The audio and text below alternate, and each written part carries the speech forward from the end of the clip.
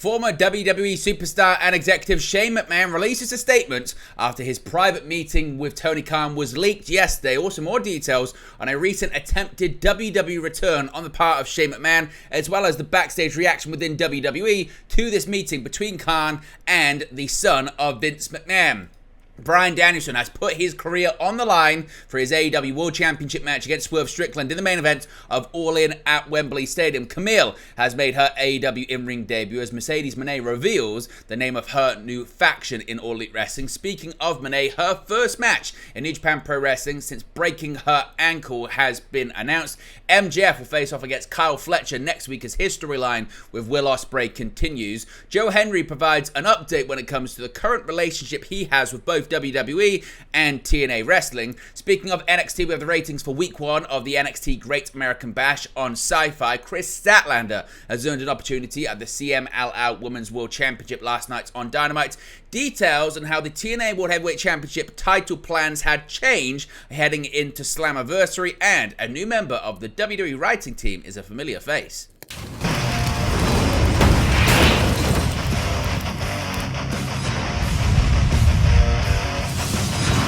Hey guys, welcome back to Wrestling News 365. Hope everyone is doing very well. As always, plenty of news stories to get into in the world of professional wrestling. Let's start off talking about more reaction to this private meeting between Shane McMahon and AEW President and CEO Tony Khan. Now, Shane McMahon, through fellow former WWE superstar Bully Ray, has put out a statement regarding his private meeting with AEW CEO Tony Khan. Now, yesterday, of course, the news broke, courtesy of Wrestle Talk and Fightful reporting, that Shane McMahon and Tony Khan had a meeting this past Monday to discuss, quote, possibilities moving forward. On Busted Open After Dark, Bully Ray said that he'd received the following comments from Shane McMahon regarding the story. He said, quote, Tony and I were connected through a mutual friend and we had a great meeting. We talked about many things, but mostly about our shared love of the business and the rewards and challenges of working with family. I congratulated him on the 5-year anniversary of AEW and look forward to how he evolves the business moving forward. Now, when it comes to McMahon, reportedly he does have the itch to return to professional wrestling. Following Shane McMahon's meeting with AEW's Tony Khan, it has now been reported that he previously sought a WWE return. McMahon, as I mentioned, issued this statement talking about just confirming the meeting actually took place, but not really delving too much into what necessarily happened. Dave Meltzer has now provided further insight into McMahon's interest in a return to wrestling on Wrestling Observer Radio. According to Meltzer, McMahon has reached out to WWE in the past, going on to say, quote, I know that Shane McMahon has looked to get back in WWE. I know that the people in charge of WWE have no interest in him. Could that change with the idea that he'd be willing to go to AEW? Maybe, maybe not. Would he really be willing to go to AEW? I don't know where his mind is. Shane, he's got a lot of money. If you compare the amount of money Shane got for the amount of work he did when he was active a few times a year as a pro wrestler, it was a really high number. Of course, McMahon has been absent from WWE since WrestleMania 39 in April 2023, where he made a return to face The Miz. Of course, during the match, mere seconds into the bout, McMahon suffered an injury, and they had to actually do a bit of a pivot with Snoop Dogg getting involved, and it was chaos at the time. Now, Meltzer admitted he was unsure whether McMahon's meeting with Khan was, quote, leveraged to facilitate a WWE return, but did report that there is still a lot of, quote, negativity surrounding McMahon in the company. Meltzer continued by saying, quote, but I know from people in WWE, like I said, he's tried to get back. There's a lot of negativity. I would say he has been there for a long time. Him coming back, it wasn't like when he was gone, they were begging him to come back. Linda pushed very, very hard for a long time for him to come back, and they took him back because there were some injuries for WrestleMania, and they knew he and Undertaker was going to do business. Now, when it comes to the backstage reaction within WWE, this is certainly quite interesting. Per WrestleVotes on Twitter, a longtime WWE employee has stated that Shane McMahon taking a preliminary meeting with AEW doesn't come as much of a surprise to anyone. WrestleVotes shared the following, saying, quote, asked a longtime WWE employee friendly with Shane for thoughts on the Tony Khan picture. The response, quote, Shane's as smart as they come. Taking a preliminary meeting doesn't surprise anyone here. Now, Sean Rossap, as I mentioned on Fightful, had confirmed with sources that the meeting did indeed take place, with Khan and McMahon discussing possibilities moving forward. Sapp noted that Khan had been open to talking with McMahon for a while, but it's believed that until this past Monday they had never met or even spoken before this indeed meeting took place.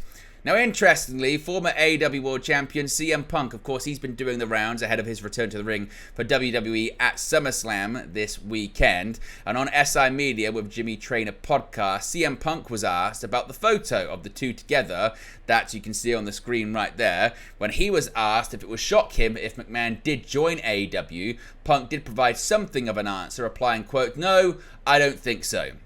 However, when initially asked if he had any thoughts on the photo before the follow-up, he simply replied, quote, "Pass." So CM Punk not getting too involved in all of that stuff. So what are your thoughts when it comes to Shane McMahon's statement? What are your thoughts when it comes to the backstage reaction? 24 hours on, how are you feeling about this? Positive, negative, indifferent? Let me know your thoughts about it in the comment section below. Now, Bryan Danielson, we know his time as a full-time professional wrestler is close to coming to an end, but possibly it could end at AEW All In at Wembley Stadium. On last night's episode of AEW Dynamite, Bryan Danielson made a major announcement regarding his current contract status. In an in-ring segment on Dynamite, Bryan Danielson confirmed that he had promised his family that his AEW wrestling contract would be the last wrestling contract he would sign, and that contract is up today, August 1st, 2024. Of note, Danielson certainly emphasized, quote, wrestling contract, as he has in prior interviews, theoretically leaving room for continued work outside of the ring. In the segment, Bryan Danielson vowed to quite literally go all in his pursuit of the AEW World Championship in London. Danielson would end up being interrupted by the current champion, Swerve Strickland, who was accompanied by Prince Nana. After an exchange of words occurred in the ring, Bryan Danielson would suggest to Swerve Strickland that they add a stipulation to the match, making the match a title versus career match. Danielson said that if he loses at AEW All In, he will, quote, never wrestle again. Danielson's career will be up against Strickland's AEW World Championship reign at All In London at Wembley Stadium on August 25. After the segment, Renee Paquette attempted to get a comment from Danielson. However, instead, he confronted Jeff Jarrett, challenging him to a match on next week's episode of Dynamite. Of course, a first-time ever bout. So, with this announcement, what do you think happens in the main event of All In? Do you think Danielson finally wins the AEW World Championship? Do you think they use this to finalize and finish his AEW in-ring career? Do you think we're going to see some kind of screwy finish that's going to allow Danielson to wrestle for a few more months, possibly up until Wrestle Dream in his hometown of Seattle, Washington? What do you think is going to happen? Let me know your thoughts about that one too. Now, Kamille, she made her AEW in-ring debut last night. Kamille was one name that dominated the wrestling news cycle with her debut on the July 24 edition of AEW Dynamite Blood and Guts. On Wednesday's episode of Dynamite, she dominated the ring in her first official AEW match. By the time the bell rang, Kamille made her opponent, Brittany Jade, nothing more than a distant memory, and her alliance with TBS champion and New Japan Strong Women's champion Mercedes Moné has never looked stronger. Kamille wasted no time with formalities. The match was a one-sided assault. After a series of devastating offense, Kamille picked up the victory over Jade following a successful facebuster. After Camille's succinct victory, Moné took to the microphone. Moné introduced Kamille as the first member of Moné Corporations and expressed her full confidence in Camille's abilities as a brick house. Moné turned her attention to her all-in opponent, Dr. Britt Baker, DMD, and after poking fun at Baker's EVP administrated suspension, Moné asserted that AEW was her house and not Baker's. Now, it's unclear whether Baker's suspension will impact her match with Moné for the TBS Championship at All In. Kamille, a former NWA World Women's Champion, is expected to play a pivotal role in Moné's AEW dominance as her bodyguard. But certainly not the only announcement regarding Mercedes Moné last night, because Moné is set to return to New Japan Pro Wrestling. New Japan has announced that AEW TBS champion Mercedes Moné is scheduled to wrestle at their Capital Collision show. The Japanese promotion announced on social media that the former WWE superstar is set to return to the promotion for the first time since suffering an ankle injury last year. The promotion, though, did not announce whom Monet will face at the show, which is set to take place in Washington, D.C. on August 30. Monet sustained an ankle injury last May during her match with Willow Nightingale to crown the inaugural New Japan Strong Women's Champion. The injury Monet claimed was initially feared to be a career-ending one. Her contract with New Japan expired in late 2023, and a few months later she signed with AEW, debuting at the AEW Big Business Special. Reports earlier this year had stated that New Japan was still keen on working with Monet despite her signing with AEW, and now that is indeed going to be the case. Now MJF next week, he's going to be in action as he faces off against one of Will Ospreay's best friends. A match for MJF was announced for next week's AEW Dynamite on last night's show after a heated opening segment. To open last night's Dynamite, a segment featuring MJF, Will Ospreay, and eventually a third, AEW American Champion MJF made an entrance and gave a brief address to the fans in attendance in Greenville, South Carolina, before he was confronted by Will Ospreay. After a verbal back and forth, MJF left the stage and brought out Ospreay's opponent for last night, Lance Archer. Ospreay scored the victory over Archer, but after the match, MJF would return to the ring and attack Ospreay from behind. Before MJF could strike with his Dynamite Diamond Ring, Kyle Fletcher ran out to help Ospreay. On the ramp, MJF referenced being prepared to take out Fletcher, just as he had done to Daniel Garcia on his march towards AEW All In. Next week on AEW Dynamite, MJF will take on Kyle Fletcher ahead of the former showdown with Will Ospreay in London. Now, a bit of an update when it comes to Joe Hendry. Just what is his deal with TNA and WWE at the moment? Now, TNA wrestling star Joe Hendry has provided an update on his current deal with TNA and WWE and what his future holds. Joe Hendry has arguably been the biggest beneficiary of WWE's current relationship with TNA in recent months, with him making multiple appearances on NXT television, including a pinfall victory in a tag team main event and a concert on this week's Great American Bash Week 1 show. With Hendry appearing a lot for WWE, many have wondered what his deal with TNA is like, and he's now provided an update. Speaking to Matt Camp on the Wrestling Mat, Hendry discussed being at the center of an unprecedented crossover between the companies, allowing him to work for TNA, appear on NXT, as well as training at the WWE Performance Center, and him also making independent appearances. He said, quote, "I'm in a situation where we're having historic collaboration between TNA Wrestling and WWE. We're in a situation where TNA Wrestling have worked out with WWE, where I can appear on TNA Wrestling as a contracted talent, I can appear on NXT, and I can train at the Performance Center full time and do indies and do signings. This is unprecedented. It's never been done before in the business. So thank you to TNA and WWE for figuring it out. I have no ego when it comes to getting better. That's why I'm training at the Performance Center. I'm never going to just rest the skills that I've got. I'm always trying to build to something more. I'm very grateful for TNA Wrestling for giving me the opportunity to do that. I think I'm collaborating really well with management, and I think we're putting ourselves in a position to do historic business for TNA." Now, speaking of NXT, speaking of Joe Hendry, he was on week 1 of the NXT Great American Bash this week, and usually wrestling only has to deal with Monday Night Football and playoff competition from the NFL, MLB, NBA, and NHL when it comes to ratings in a calendar year, but this year, of course, is different thanks to the 2024 Summer Olympic Games in Paris, which have already caused SmackDown and AEW Collision to have lower than usual numbers, while Raw was forced to switch from USA Network to Sci-Fi to accommodate the games. Tuesday, it became NXT's turn to do the same, following Raw's path, moving over to Sci-Fi for the night. Much like Raw, the move proved to be less than beneficial. WrestleNomics is reporting that NXT drew 468,000 total viewers and a 0.15 in the coveted 18 to 49 demographic. The drops were way down compared to last week on USA, with total viewership falling 26% from 633,000, while the 18 to 49 slid 21% from a 0.19. The move also led to a decline against the 4-week average, with total viewership down 23% from 610,000, while the 18 to 49 fell 25% from a 0.20. Compared to NXT's last foray on Sci-Fi back in 2022, things were a mixed bag similar to Raw. The show was down in total viewership compared to February 15, 2022, which drew 525,000 viewers. However, in a sign of how much NXT has grown in the key demo since that time, this week's show had a stronger 18 to 49 viewership, with the February 2022 show drawing only a 0.11.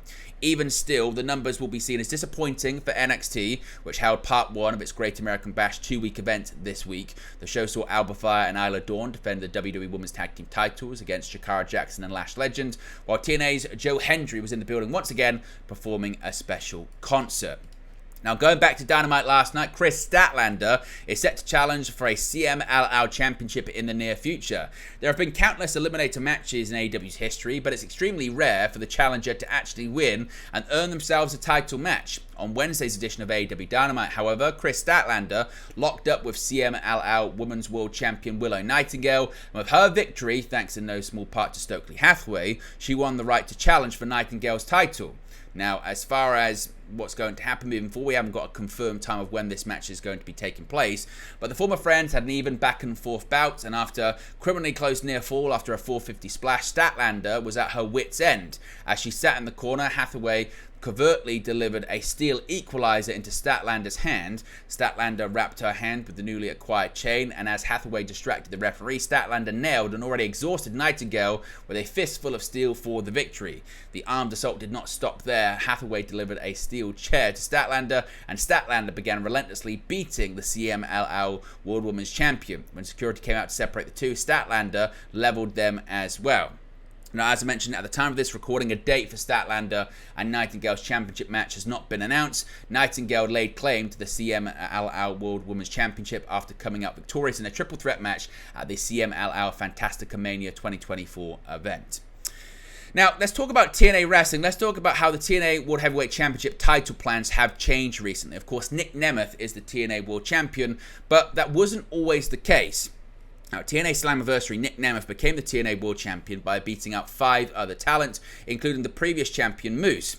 Now, obviously, going into the pay-per-view, some expected Joe Hendry to emerge as World Champion, considering all of the buzz that he's received, but that reportedly, according to Fightful Select, wasn't planned either.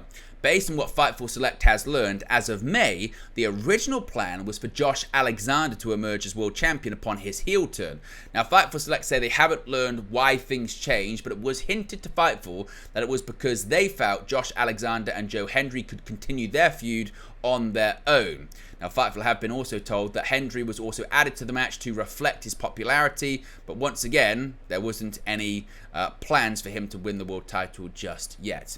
And finally, a new member of the WWE writing team. WWE has added a new writer, and he may be familiar to some fans. Fightful Select's Sean Ross Sapp has learned that Eric Watts has joined the WWE writing team full-time on the SmackDown side of things. Now, of course, he's not to be confused with Eric Watts, the son of Bill Watts. This Watts has competed as a pro wrestler for over a decade.